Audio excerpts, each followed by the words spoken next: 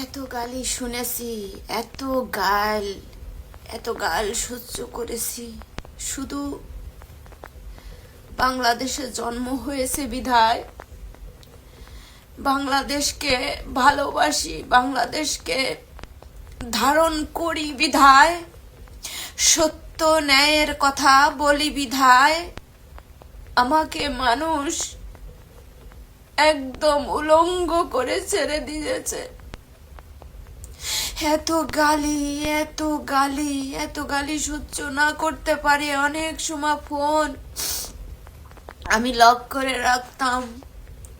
পরিবার থেকে আমাকে এত থ্রেট দেওয়া হতো, শুধু একমাত্র আমার হাজবেন্ড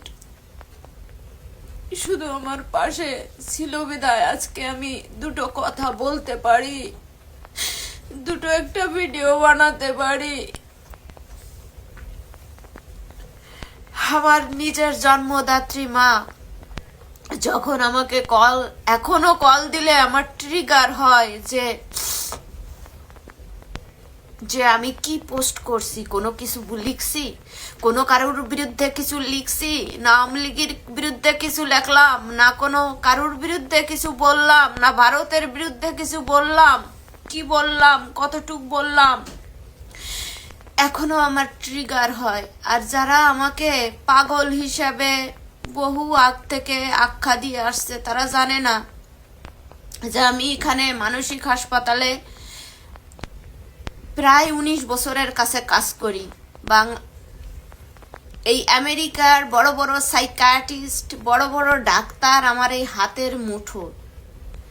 তারা জানে না আমি শুধু একটু ইনসাফ সত্য ন্যায়ের কথা বলতে গিয়ে আমাকে পাগল, আমার জন্ম বৃত্তান্ত, আমার পূর্ব কোথায় কি করেছি না করেছি সব কিছু, ইভেন আমি যেদিন 5ই আগস্ট আমি যেদিন কিছু লেখালেখি করি আমাকে বাংলাদেশের হিন্দু শিক্ষক, একজন শিক্ষক আছে, আমাকে কি বিশ্রী ভাষায়, মহিলাদের ভাষা এত খারাপ হয় এবং আমি জানি না সেই শিক্ষক কি করে তার ক্লাস শ্রেণীতে কিভাবে পাঠদান করে, ছাত্রছাত্রীদের শিখায় আমি জানি না, আমার প্রশ্ন।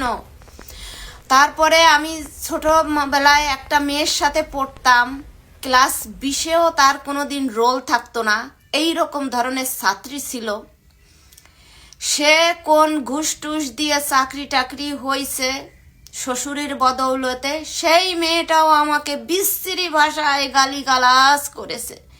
হিন্দুদের এত গালি শুনেছি, বাংলাদেশের হিন্দুদের, বিশেষ করে আজ যারা লিক করেছে তাদের কাছে আমার নিজের জন্মদাত্রী মা সহ, নিজের আত্মীয় স্বজন সহ, না নিজের আত্মীয় স্বজন সরাসরি বলতে পারেনি, আমার মাকে দিয়ে তারা বলাইছে,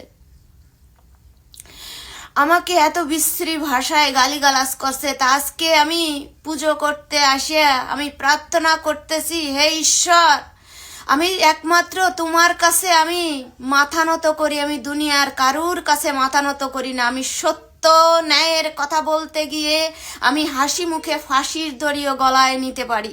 আমার দেশ, আমার মাটি আমার কাছে। আমাকে বলা হয় যে আমেরিকা আসছি, আমি একবার দেশে গেছি, আমি তো আর কোনোদিন যাব না, আমি হিন্দু, আমি কেন, আমি হিন্দু হয়ে আমি ভারত বিরোধী করতে পারি না, এটা আমার জন্য হারাম, আমার এটা যায় না, এটা আমার যায় না। আমি আওয়ামী লীগ আর ভারত এই দুইটা আমাকে লালন করতে হবে, কিন্তু এই দুইটা আমার কাছে তো চিরশত্রু হয়ে গেছে, তার কারণ তারা ন্যায়ের পক্ষে ছিল না।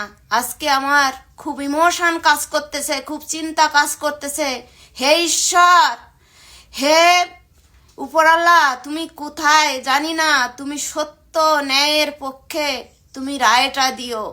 আর কোনো জুলুম জালিমির আর দেখতে চাই না। আমি সত্য ন্যায়ের পক্ষে। আমার বলা হয় আমি সঠিক হিন্দু না, আমাকে বলা হতো আমি মন্দিরের দরজায় গেলে দরজা দিয়ে দেবে, আমাকে মন্দিরে ঢুকতে দেবে না, আমি কেন আওয়ামী লীগকে সাপোর্ট করি না।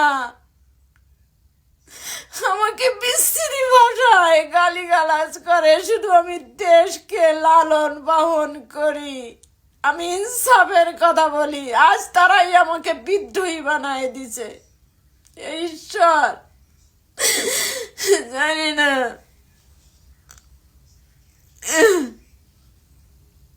আমি আজকে খুব ইমোশন, আমি কোনো ভিডিও বানাতে পারতেছি না, বহু চেষ্টা করতেছি, আমি কোনো কথা বলতে পারতেছি না। আমি শুধু, হে ঈশ্বর, তুমি দেশটাকে মুক্ত করো, দেশের মানুষকে মুক্ত করো।